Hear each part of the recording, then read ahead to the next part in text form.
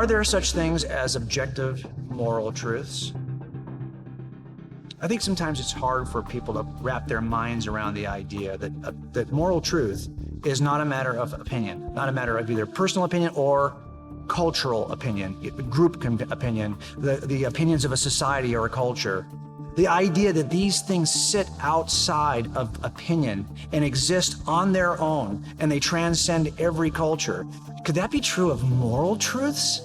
Well, let me just try to give you a quick way to respond to that. I think one thing sometimes people need is an example of something that transcends personal or group opinion. So let's just supersize it, okay? If we said it's never okay to torture babies for the fun of it, I think that most people would recognize that as an objective, transcendent moral truth claim. In the sense that if you saw somebody or met somebody who said, no, in my personal opinion, it's perfectly okay to torture babies for fun, you would say, dude, you need to get some help.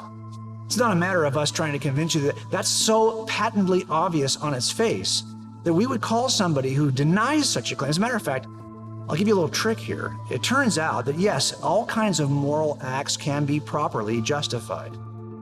But you can remove all justifications and you will find the objective, transcendent moral principle that lies at the heart of the matter. So for example, is it okay to steal? Well, if you're stealing the code that someone's trying to use to kill 1 million people, I suppose you could probably find a way to justify. And we in Scripture know that if you are trying to repel an attack, that someone's trying to kill you, you can do certain things you wouldn't be able to do otherwise and morally justify. If you're trying to save the lives of innocents, you are able to do certain things you would not be able to do otherwise. But if I simply add to the end of the claim, is it ever okay to steal for the fun of it? Now I've removed all the justifications. I'm not stealing so I can save innocent lives. I'm not stealing so that I won't be killed. I am stealing now for the fun of it?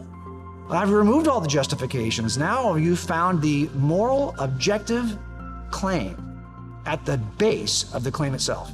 I've removed all justifications. Is it okay to kill for the fun of it? To lie for the fun of it? You just add for the fun of it to any of these acts, and you have now gotten to the core of why it is objectively true.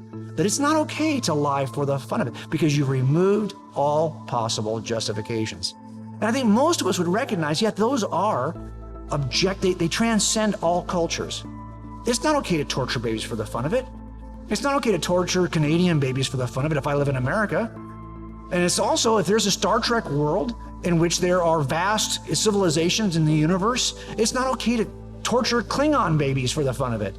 This is a claim that not only transcends people groups on planet Earth, but it actually transcends groups in the galaxy, groups in the universe. How could such a claim exist? Let me just offer to you why we think it's grounded in the nature of God. Because think about this. All moral claims are simply a claim and an obligation. Think about that. You ought not steal from somebody. It's an obligation. You ought not do this. And obligations are always between persons. Think about that. I could punch a table. There's no moral content there. But if I punch my neighbor, there's a moral issue there. Because moral obligations are not between inanimate objects. They're between persons. You are not morally obligated to physics. Physics cannot provide you with moral obligations. Moral obligations cannot be grounded in physics because moral obligations are grounded and exist between persons. Therefore, if there are objective, transcendent moral obligations, who is the objective, transcendent moral person to whom we're obliged? That's the problem. We cannot get these kinds of obligations in a universe that's governed by physics, but you could get these kinds of moral truths in a universe governed by a personal being who is the standard of moral truth.